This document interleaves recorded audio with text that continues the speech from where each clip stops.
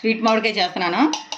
దీనిలోకి నూనె పెట్టి నూనె మరిగిన తర్వాత ఆవాలు మెంతులు వేసాను, వెల్లుల్లిపాయలు,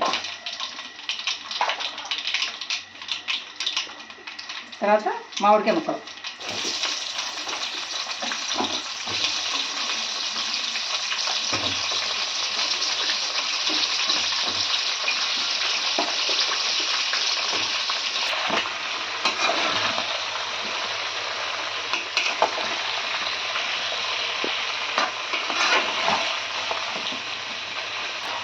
ఇలా మామిడికాయ ముక్కలు వేసుకున్న తర్వాత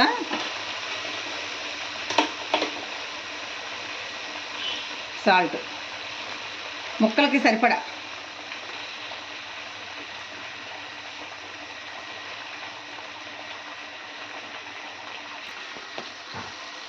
కారం,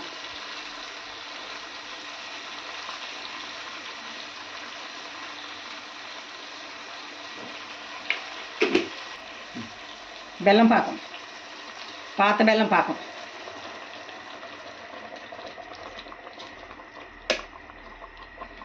పాత బెల్లం పాకం. బెల్లాన్ని ఇలా పాకం పట్టుకుని చెత్తది రాకుండా ఇలా వేసుకోవాలి.